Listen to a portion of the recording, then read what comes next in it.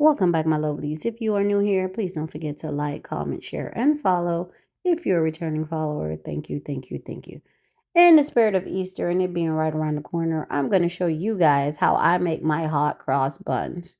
I mean, can't get no better than this. I like to start out with using my flour of choice. I like to use unbleached flour. You don't have to use it, but if you use that other stuff, all the nutrients that's supposed to be in the flour is not in the flour anymore because it's bleached. But your kitchen, your rules. Now you want to start out with your all spices. I'm going to go in with some ground cinnamon, nutmeg, as well as some star anise. For those of you who don't know what it is, it's that little packet right on the top screen. All I did was pound it, or you can grind it really finely, or you can put them in whole, as well as some lard. This packet of lard is about one whole pot spoon. That's the big pot spoon that you cook with. It's about one whole pot spoon, as well as your salt. And don't forget your sugar. Where you have salt, you have sugar. Where you have sugar, you have salt. And I don't be afraid to use the sugar because, and I think, and I'll be putting a lot of sugar in your baking. And turns out you really don't, because I put about 3 cups of sugar in these buns. And to me, they still weren't as sweet as I wanted them to be. As well as 2 packets of yeast. 2 packet yeast and a half. 2 pack of yeast.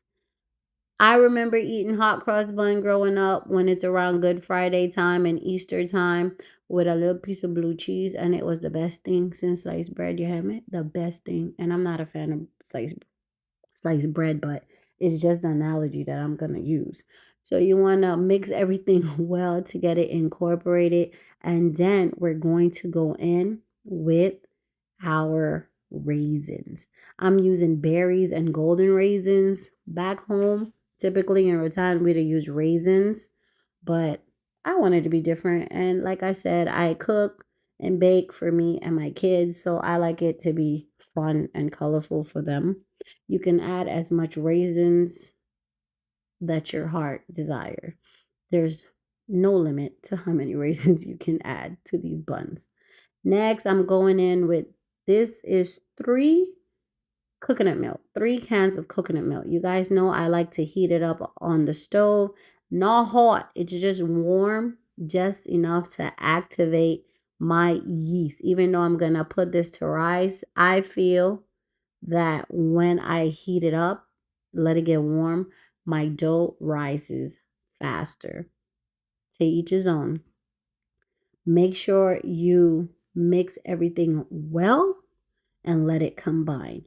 Right here, I still needed a little more liquid, so all I did was washed out my coconut milk cans and added them back to that pot and drain it out, because we need every little bit of whatever we could get in this world nowadays, because things is too expensive. I don't have a visual of me making the crosses, but all you do is you roll out some of the dough and you form a cross on top of your buns. Or you can use a knife and split it down the middle as well into a cross. It's not that hard. For the glaze, I went in with sugar, water, cinnamon, a pinch of salt, as well as some vanilla. And don't forget, add some vanilla to your dough. I didn't add it on camera only because I ordered my little vanilla from Eldon's, and I don't want to put McCormick on this thing because to me McCormick doesn't do what I need it to do. But add some vanilla to your dough as well. And there you have it. You have your nice hot cross bun where you need one little piece of yellow cheese from Rotan, and you'll be good to go, and 1 glass of hot milk. But you eat it how you want. You could eat these so. You could eat it with milk, juice, whatever. Even eat it with beans. But this is how I make my Easter hot cross buns. And Easter right around the corner. So I'm going to give this recipe a try and let me know what you guys think. And don't forget to give this video a heart and reshare. Try these buns and come back and tell me something, man, before Easter. Ciao.